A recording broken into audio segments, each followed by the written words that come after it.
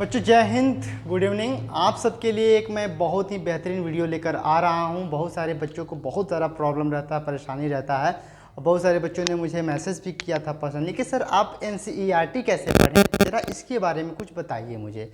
ठीक है, तो आज ये इसी पर टॉपिक पर पूरा का पूरा बात होगा कि हम एनसीईआरटी को कैसे पढ़ सकते हैं, कैसे नहीं पढ़ सकते हैं। एनसीईआरटी में जो नीट का हमारा लास्ट टाइम अभी एग्ज़ाम चल रहा है, जेईई मेंस का एग्ज़ाम चलेगा या कोई भी एग्ज़ाम कॉम्पिटिटिव एग्ज़ाम चलेगा, कोई भी कॉम्पिटिटिव एग्ज़ाम के लिए एनसीईआरटी क्यों इतना इंपॉर्टेंट रहता है, ये मैं आपको पूरा का पूरा आज डिस्क्राइब करके बताने वाला हूँ कि इसमें से और कैसे किसको पढ़ते हैं। मेन ये भी है कि मैं इसको आपको पूरा का पूरा डिस्क्राइब करके अभी बताने वाला हूँ।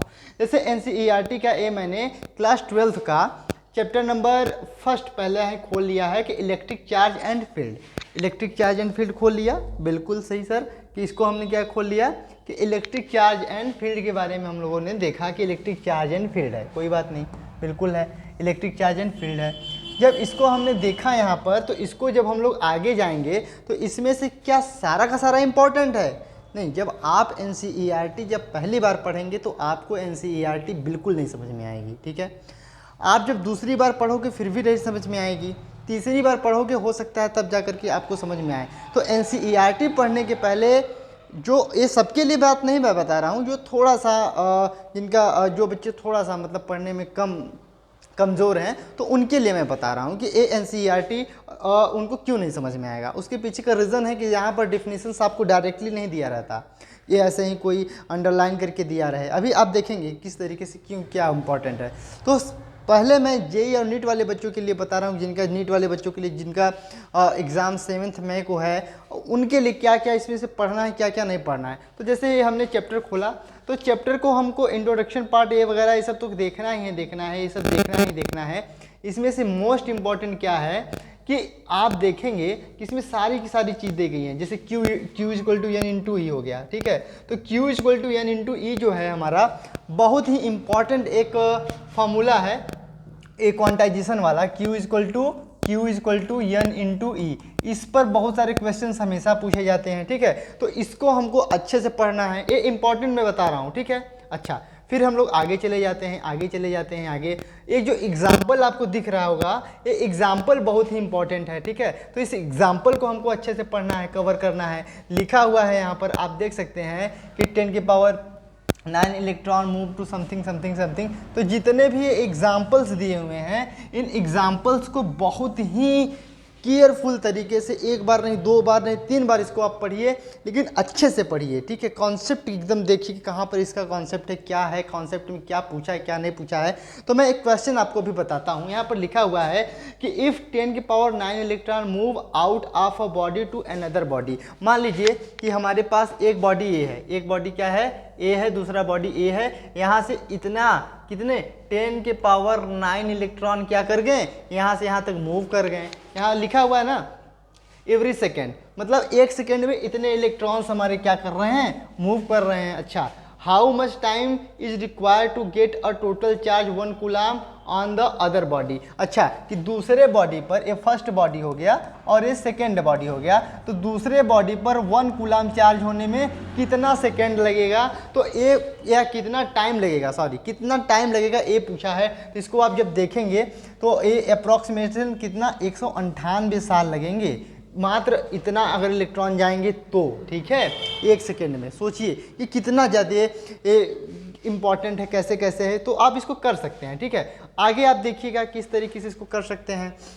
तो आगे करने का तरीका क्या है, इसको ऐसे स्क्रॉल करते जाइएगा। ये सब आपको बिल्कुल नहीं पढ़ना है, लास्ट टाइम का मैं बता रहा हूँ, बिल्कुल ये आपको बिल्कुल नहीं पढ़ना है। ये सब मतलब इतना तो आइडिया होगा ना कि हाँ इतना सब कुछ होता है, कूलम्ब्स लॉ क्या होता है, इसका वेक्टर फॉर्म क्या होता है, पोजीशन वेक्टर फॉर्म क्या होता है, इतना तो सब कुछ पता होगा ही, बिल्कुल पता होगा। ये लास्ट टाइम का मैं स्ट्रेटजी बता रहा हूँ बिल्कुल आपको। लेकिन ये सब सारे के सारे, ये सारा का सारा ये एग्जाम्पल जो है इसको नहीं छोड़ना है, इसको एकदम ध्यान से बिल्कुल बढ़िया से देखना है कि अच्छा इसमें और हम क्या ऐड कर सकते हैं, क्या नहीं कर सकते हैं। इसका अगर आया तो ये कहाँ से आया, कैसे आया। अगर नहीं समझ में आ रहा है तो आप बिल्कुल कहीं से गूगल करिए, यूट्यूब खोलिए, लेकिन कॉन्सेप्ट सीख करके जाइए। ठीक है, जैसे कि ये सारा का सारा क्या है, इधर देखिएगा ए सारा का सारा क्या है, ए जैसे कि हमारे पास हो गया कुल ए एग्जाम्पल नंबर 3। तो इसमें कि देखेंगे कि इसमें एक क्वेश्चन में कम से कम नहीं तो 5 से 6 कॉन्सेप्ट आपको सीखने को मिलते हैं, ठीक है। जैसे कि ए माइनस कहाँ से आया, ठीक है, -1/4πε0 E²/r²। यहाँ से देखेंगे यहाँ पर ये पूरा पूरा ग्रेविटेशनल फोर्स लगाया हुआ है। तो आप जब देखेंगे तब समझ में आएगा, पढ़ेंगे तब समझ में आएगा, ठीक है। फिर हम लोग आगे आते हैं। जब हम लोग आगे आते हैं तो आगे देखिएगा क्या पढ़ना है आपको। एग्जाम्पल तो कोई नहीं छोड़ना है, एग्जाम्पल कोई नहीं छोड़ना है। हम लोग आगे आते हैं, इधर देखिएगा।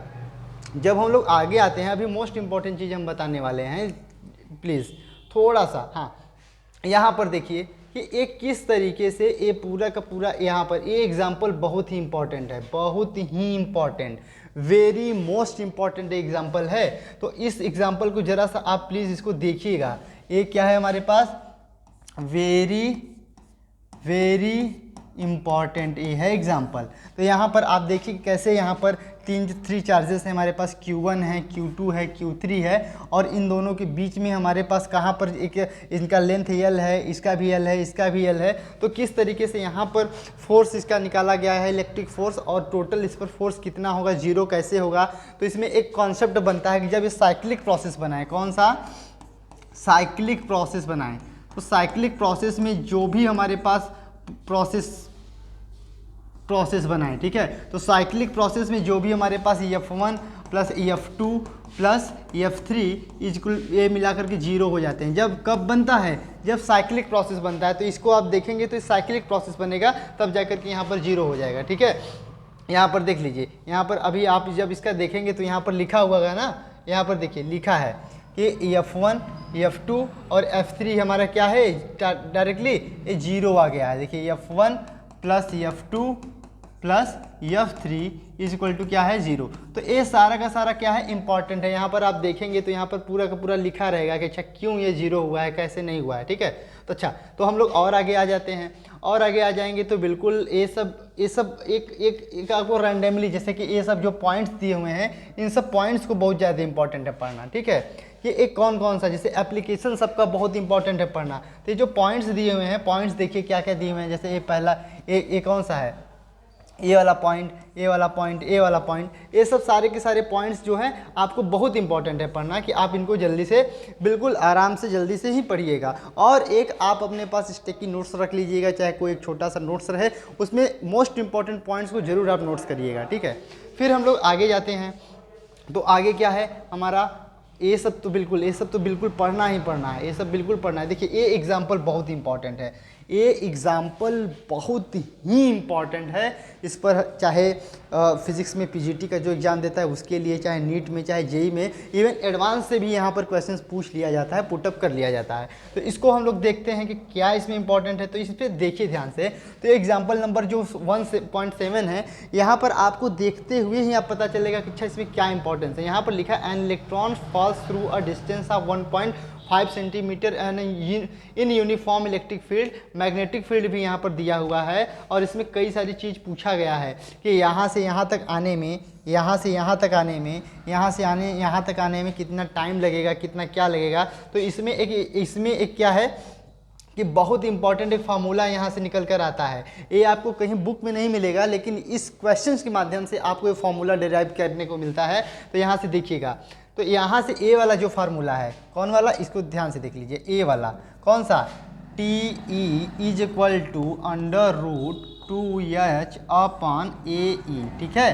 तो ए वाला बहुत इंपॉर्टेंट फार्मूला है। इससे आप टाइम टेकन निकाल सकते हैं। इससे आप यहाँ से यहाँ तक का पूरा अगर हाइट नहीं दिया हुआ है तो इसका हाइट भी निकाल सकते हैं, ठीक है। एक्सेलरेशन दिया है तो एक्सेलरेशन भी निकाल सकते हैं। तो इसमें कई सारी चीज़ें निकाल सकते हैं। और इज इक्वल टू इसके ए बराबर है, तो ये क्या है हमारे पास, √2HME/ और क्या है हमारे पास, EE। तो ये भी हमारे पास क्या है, टाइम टेकन का फार्मूला है। तो ये भी बहुत इंपॉर्टेंट है फार्मूला, आप इसको भी देख सकते हैं। अब यहाँ पर देखिए ध्यान से कि पॉजिटिव चार्ज यहाँ पर है प्रोटॉन का, कब यहाँ पर डाउनवर्ड आता है, कब यहाँ पर इनवर्ड जाता है। तो ये सब बहुत सारे इंपॉर्टेंस जो पॉइंट्स दिए हुए हैं, इसको आप बिल्कुल ध्यानपूर्वक देख सकते हैं। और यहीं से एनसीईआरटी कोई भी एग्ज़ाम हुआ तो लोग इसीलिए कहते हैं कि बहुत सारा बहुत इंपॉर्टेंट है एनसीईआरटी, बहुत इंपॉर्टेंट है एनसीईआरटी। तो जो सही कहते हैं, जो बुद्धिमान लोग होते हैं, जो बुद्धिमानी का पूरा ऐसा लगता है कि नहीं हाँ वो सब कुछ जानते हैं, तो वहीं प्रीफर करेंगे कि नहीं यार एनसीईआरटी आप पढ़ो, एनसीईआरटी पढ़ोगे तो बहुत कुछ मिलने को मिलेगा। ठीक है,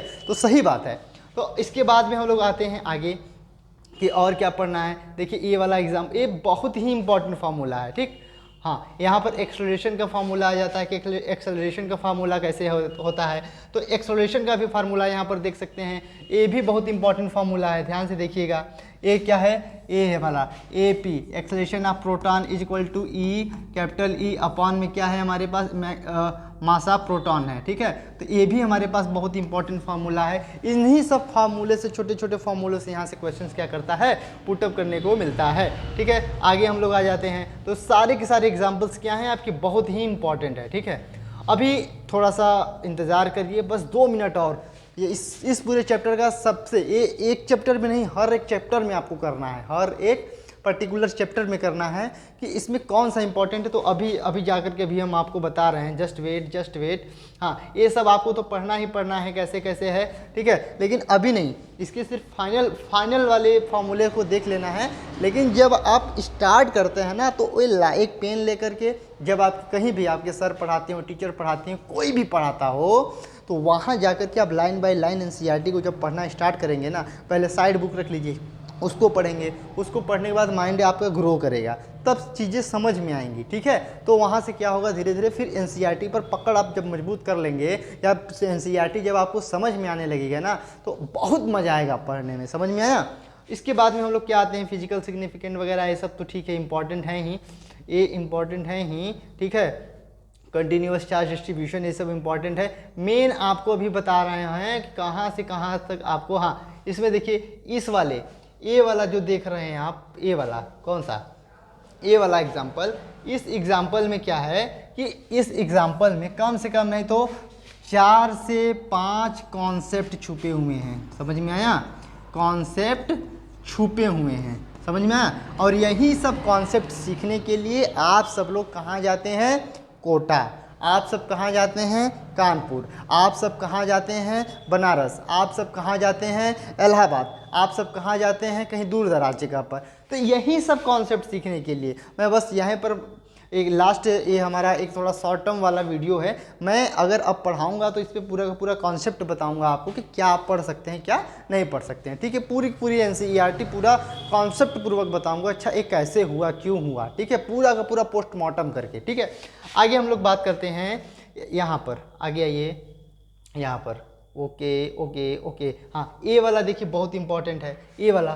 तो इसमें क्या है कि ये बिल्कुल, ये इससे ज़्यादा तो इम्पॉर्टेंट कुछ नहीं, ये बहुत ही इंपॉर्टेंट है। इसमें भी आपको बहुत सारे कॉन्सेप्ट सीखने को मिलेंगे कि कब आपका इलेक्ट्रिक फील्ड इंटेंसिटी कहाँ जीरो होगा, कब इलेक्ट्रिक फ्लक्स हमारा कहाँ जीरो होगा, कब क्या होगा, ये बहुत कुछ है। ठीक है, तो अभी हम लोग धीरे से, अगर जब अभी 1-2 दिन बाद जब स्टार्ट करेंगे, तो सारा का सारा सोच रहा हूँ मैं कि एनसीईआरटी ही कवर करा दूँ, मोस्ट इंपॉर्टेंट पॉइंट लिखवा करके अच्छे से कि इसमें क्या इंपॉर्टेंट हो सकता है, क्या नहीं हो सकता है, कैसे होगा, किस तरीके से। ठीक है, आगे हम लोग आते हैं। तो आगे क्या है कि एप्लीकेशन ऑफ गॉस लॉ, ये बहुत इंपॉर्टेंट है। इससे भी क्वेश्चन पुटअप किए जाते हैं। जब यहाँ तक आप आ जाएंगे तब हम आपको दिखाते हैं। हाँ, यहाँ से देखिए, यहाँ से जब मैं 1 सेकेंड, यहाँ से देखिए, हाँ यहाँ से देखिएगा कि जब हम लोग करते क्या हैं, यहाँ से, इसमें आप विश्वास नहीं करेंगे, इस वाले क्वेश्चंस में मैं पहले ही बता दे रहा हूँ, आप कभी भी देखेंगे एडवांस का, चाहे नीट का क्वेश्चन देख लेंगे, नीट का, सॉरी नीट का, चाहे जेई एडवांस का, एडवांस का भी, मेंस एडवांस दोनों का, ठीक है, एडवांस का, और चाहे फिजिक्स से जो बंदा गेट वगैरह का एग्ज़ाम देता है एमएससी पास करने के बाद में, वहाँ से भी इस पूरे के पूरे कॉन्सेप्ट से क्वेश्चंस आते हैं। इतना इंपॉर्टेंट ये सब पॉइंट्स हैं, ठीक है। फिर हम लोग आगे आ जाते हैं, देखिए ध्यान से, ठीक। कैसे कैसे किस तरीके से कितना इंपॉर्टेंट है, ठीक है, यहाँ सब चले आएंगे। अब आते हैं मेन वाला मुद्दा, ठीक है, कि कहाँ क्या हुआ। तो मेन क्या है सिस्टम, यहाँ का मेन मुद्दा क्या है कि जो समरी दिया रहता है पूरे बुक में, जो पूरे बुक में समरी दिया रहता है वो बहुत इंपॉर्टेंट होता है। जैसे यहाँ पर देखेंगे आप, तो यहाँ पर समरी दिया है, तो जितना आप पढ़े हैं ना, जितना आप पढ़े हैं उसका क्या करते हैं कि लास्ट टाइम में रिवीजन के लिए, जैसे आपका 7 तारीख को नीट का एग्जाम है, तो आप क्या कर सकते हैं कि ये समरी जो है एक दिन में पूरा एक बुक खत्म कर सकते हैं अच्छे से, और एग्जाम्पल के साथ, एग्जाम्पल में अच्छे से आप कंडीशन देखो, उसमें कौन सा फार्मूला हमारा कैसे जो नया डेवलप हुआ है उसको आप देखो, उसी से ज़्यादा क्वेश्चन पूछते हैं। ऐसा नहीं कि डायरेक्टली आपको फार्मूला पे पूछेगा, वो तो सब कर ले जाएंगे। नीट वाले इतना पागल, एनटीए वाले इतना पागल नहीं है कि आपको डायरेक्टली कूलम्स लॉ पर पूरा फार्मूला पूछ लिया, या बराबर 1/4πε0 Q1 Q2 अपन और स्क्वायर डायरेक्टली इसका बताओ, ठीक है। तो ऐसा नहीं है कि डायरेक्टली आपको कोई नहीं पूछेगा। मेन है कि कहीं ना कहीं कोई ना कोई मुद्दा होगा, क्योंकि 20-22 लाख बच्चे उसमें जब फॉर्म भरते हैं तो आप समझ सकते हैं ना कि सब लोग पढ़ते होंगे, तो उनको भी क्या करना है कि जो बच्चा थोड़ा सा अलग तरीके से पढ़ाई कर रहा है, किसी और अलग से, जो एक भेड़ जैसा नहीं चल रहे हैं, समझ में आया कि नहीं, जो थोड़ा सा स्मार्ट तरीके से पढ़ाई कर रहा है उन्हीं का सिलेक्शन होगा, बाकी किसी का सिलेक्शन नहीं होगा, ठीक है। हाँ, तो हम लोग जब आते हैं तो जैसे यहाँ पर देखिए कि पहला पॉइंट लिखा है कि electric and magnetic force determine the properties of atoms, molecules and bulk matter. सही बात है। तो ये सब क्या है, हमारा समराइज्ड है कि ये लास्ट में हम लोगों को पढ़ने में क्या होता है, मज़ा आता है। दूसरा क्या है, यहाँ पर आप दूसरे देख सकते हैं, दूसरा क्या है हमारा, वन सेकेंड हाँ, दूसरा क्या है, from the simple experiment of frictional electricity and can after that the are any more types of changes in the matter and that like charge repel and unlike charge attract। तो यहाँ पर सब दिया हुआ है कि कौन कौन सा लाइक चार्ज क्या करता है, रिपेल करता है, और अनलाइक चार्ज क्या करता है, लाइक चार्ज क्या करता है, रिपेल करता है, अनलाइक चार्ज करता है क्या, अट्रैक्ट करता है। यहाँ पर देखेंगे सब कुछ दिया, अनलाइक चार्ज, अट्रैक्ट, समझ रहे हैं नहीं। तो इस तरीके से पूरा का पूरा सब कुछ इसमें क्या हुआ है, दिया हुआ है। किसको निगेटिव कहते हैं, किसको पॉजिटिव कहते हैं, तो लिखा है bye convention the charge on a glass rod rubbed with silk is positive, समझ में आया, and plastic rod rubbed with the further negative, समझ में आया। तो इस पूरा का पूरा देखिए एक ही लाइन में पूरा का पूरा सब कुछ आपको दे दिया गया है। फिर हम लोग आगे आते हैं, तीसरा क्या है, कंडक्टर के बारे में है। तो conductor allow the movement of electric charge through them but insulator do not. सही बात है, हमने बताया भी था आपको कि जो कंडक्टर होता है वहाँ से क्या होता है कि सारा का सारा करंट या इलेक्ट्रिसिटी क्या करता है, अलाउ करता है वो जाने के लिए, उसमें मूवमेंट होता है। लेकिन इंसुलेटर में ऐसा नहीं होता है। एक और आता है सेमी कंडक्टर, तो उसमें होता भी है नहीं भी होता है, उनके बीच का इंटरमीडिएट वाला भाग है, ठीक है। अच्छा, इसके बाद आते हैं चौथा वाला पार्ट, देखिए electric charge has 3 basic properties, quantization, addition and conservation. तो मैं आपको अगर किसी को कंजर्वेशन नहीं समझ में आया हो तो कंजर्वेशन मैंने अपने पूरे एक वीडियो पे मिर्ज़ापुर क्लासेस में एक यूट्यूब चैनल पे डाला हुआ है, आप उसको देख सकते हैं। कंजर्वेशन आप लड्डू करके बताया हुआ है, किस तरीके से कैसा कंजर्वेशन होता है, क्वांटाइजेशन भी बताया हुआ है, तो उसको भी आप देख सकते हैं। तो क्वांटाइजेशन क्या होता है, तो कुल मिलाकर के जो समरी वाला है ये very very very very most important है, समझ में आया। तो इसको आपको नहीं छोड़ना है, ठीक है। तो पूरा का पूरा आपको ये सब करना ही करना है, ठीक है। कैसे कैसे कूलम्स लॉ देख सकते हैं क्या हुआ है, कैसे कहाँ हुआ है, किस तरीके से हुआ है, ठीक है। तो कूलम्स लॉ के बारे में भी हम लोग क्या करेंगे, जानेंगे, समझेंगे, ठीक है। अच्छा, कि कूलम्स लॉ क्या होता है, क्या नहीं होता है, ठीक। आगे हम लोग देखते हैं कि ratio of the electric force and gravitational force between a proton and electron. ये बहुत ही, ये भी इंपॉर्टेंट है कि अच्छा इसका रेशियो का ये क्या होता है। तो सब कुछ आपको दे दिया है, सुपरपोजिशन प्रिंसिपल आपको दे दिया हुआ है, ठीक है। तो जितना आप पूरे चैप्टर में पढ़े रहेंगे उसका ये पूरा का पूरा समरी क्या हुआ है, दे दिया हुआ कि नहीं, हमको यही सब कुछ क्या करना है, पढ़ना है। फिर हम लोग आगे आते हैं, जब हम लोग आगे आते हैं तो इसमें सारा का सारा चीज़ दे दिया है, ठीक है। अच्छा, इसमें ये पूरा का पूरा जो भी है इलेक्ट्रिक फ्लक्स वगैरह जब हमने आपको पढ़ाया था, तो इलेक्ट्रिक फ्लक्स वगैरह के बारे में दे दिया है कि क्या होता है, delta phi, sorry phi is equal to E dot D S होता है, ठीक है। ई डॉट कितना होता है, ये डी एस भी कहते हैं, डेल्टा डी एस भी कह देते हैं, दोनों कहते हैं, ठीक है। तो इसका एक क्यों होता है, रीज़न कैसे होता है, तो ये एक हमारे पास ये जैसे कि हमारे पास इलेक्ट्रिक फील्ड्स लाइन जा रही हैं, बात को समझ रही है ना। तो ये यहाँ से कोई प्लेट है तो किसको कितना काट रहा है, कैसे, जिन नंबर ऑफ लाइन जितनी ज़्यादा जाती हैं वहीं क्या होता है, फ्लक्स होता है, जो डेल्टा फाई होता है ये हमारा ये प्रोपोर्शनल टू एरिया क्या होता है। इसका मतलब एरिया अगर ज़्यादा रहेगा तो फाई ज़्यादा रहेगा। ये सारा का सारा चीज़ मैंने आपको क्या कर दिया था, बता दिया था। फिर हम लोग आगे आते हैं। हम लोग जब आगे आते हैं तो ध्यान से देखिएगा कि इसके बाद में हम लोग क्या करते हैं क्या नहीं करते हैं, ठीक है। तो इस सारा का सारा चीज़ ये आपको बहुत ही ध्यानपूर्वक और अच्छे से पढ़ना है, ठीक है। फिर यहाँ से आ सकते हैं। तो यहाँ से जो आपका क्लास 11th में जो यूनिट एंड डायमेंशन वाला चैप्टर है पहला, वो बहुत इंपॉर्टेंट चैप्टर है। वहाँ से 3 से 4 क्वेश्चन हर एक साल पूछे जाते हैं और वहाँ से भी आ सकता है। तो वहाँ से क्या डायमेंशन पूछने को मिलता है, तो एरिया वेक्टर का डायमेंशन, इलेक्ट्रिक फील्ड का डायमेंशन, तो ये सब जो है ये इम्पॉर्टेंट है, ठीक है। ये इम्पॉर्टेंट है, इलेक्ट्रिक फ्लक्स का डायमेंशन, डाइपोल मोमेंट, मतलब ये सब क्या है, ये सब तो बहुत ही इंपॉर्टेंट है। बात को समझ में आ रहा है कि नहीं। तो ये सब इंपॉर्टेंट चीज़ें हैं जिसको आप लोग समझ सकते हैं, जान सकते हैं। अब मेन मैटर और आता है कि और क्या इंपॉर्टेंट है हमारे पास, पॉइंट टू पॉन्डर, ये बहुत इंपॉर्टेंट है। इधर देखिएगा, पॉइंट टू पॉन्डर।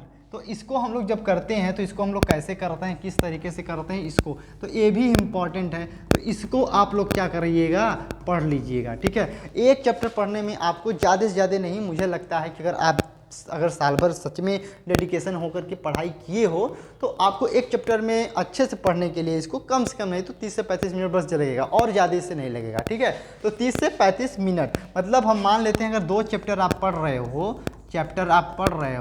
2 चैप्टर में आपको 1 आवर लगेगा। बात को समझ रहे हैं नहीं। अगर मान लो यहाँ पर 30 चैप्टर हैं फिजिक्स में, ठीक है, मतलब क्लास 12th वाला सिर्फ पार्ट 2 में, तो आपको कितना लगेगा, 15 आवर बस लगेगा। तो 15 आवर क्या है यार, कुछ भी तो नहीं है। 15 आवर नहीं दे सकते आप, बिल्कुल दे सकते हैं। नीट का एग्ज़ाम है, अभी आपके पास बहुत टाइम है, लगभग आज 3 तारीख है ना, 3 है, तो 4, 5, 6, 7, ठीक है। तो जो समझ सकते हो कि एक दिन में 24 घंटे होते हैं, तो आप उसी हिसाब से अपना दे देना। तो इतना बिल्कुल आप बड़े आराम से क्या कर सकते हैं, दे सकते हैं, ठीक है।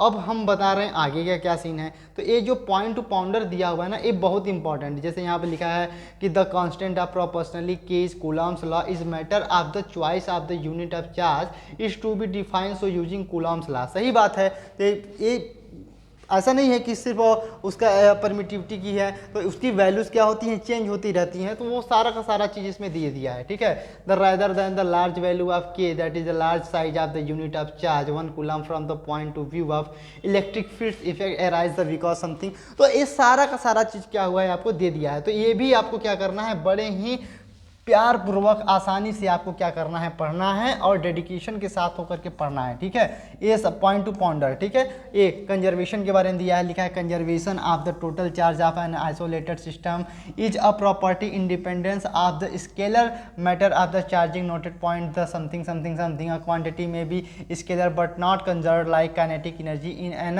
Inelastic collision. तो बहुत सारा चीज़ ऐसा दिया हुआ है जो इसमें हो सकता है कि आपके नीट के एग्जाम में डायरेक्टली वर्ड टू वर्ड जिसको कहते हैं हम लोग थ्योरेटिकल क्वेश्चंस पूछ सकता है। तो पॉइंट टू पॉन्डर बहुत ही ज़रूरी है, ठीक है। तो इसको आप लोग पढ़िएगा। फिर हम लोग आगे आते हैं, फिर एक्सरसाइज आ जाते हैं। तो एक्सरसाइज जैसे भी करना है आप उसको करिएगा, ठीक है। तो मेन यही सब है कि मेन क्या है, ये वाला इंपॉर्टेंट है, ठीक। मेन ये सब इंपॉर्टेंट है, जो भी समरी बहुत इंपॉर्टेंट है। तो समरी आपको इसको पढ़ना है, ठीक। क्या पढ़ना है, समरी के बारे में पढ़ना है अच्छे से। तो समरी आप पढ़ लीजिएगा, ये इंपॉर्टेंट है। और पॉइंट टू पॉन्डर, और क्या, पॉइंट टू पॉन्डर, ठीक है। ये आप पढ़ लीजिएगा, मेन ये सब दोनों इंपॉर्टेंट है, ठीक है। Thank you very much. हाँ, बिल्कुल आप लोग ऐसे ही बने रहिएगा। मैं अभी कल और एक वीडियो लेकर आऊँगा, उसमें क्लास 11th की चीज़ें बताऊँगा कि आपको कौन सा टॉपिक पढ़ना है, कौन सा नहीं पढ़ना है, कौन सा वेटेज ज़्यादा है, किसका वेटेज कम है, और लास्ट टाइम में आप कौन सा चैप्टर रिवीजन करके जाते हो, तो वहाँ से आप कम से कम नहीं तो 50 से 70 मार्क बड़े आराम से ला सकते हो, मात्र और मात्र 10 चैप्टर पढ़ करके ऐसा, ठीक है। तो सारी चीज़ें हम लोग बताएंगे। और ध्यान रहे कि क्लास 11 से ज़्यादा आप क्लास 12 पे फोकस करना, क्योंकि इससे क्वेश्चन नंबर ऑफ क्वेश्चंस क्या होते हैं, ज़्यादा पूछे जाते हैं। Okay, thank you very much. हाँ, बने रहिएगा आप लोग, बिल्कुल, थैंक यू।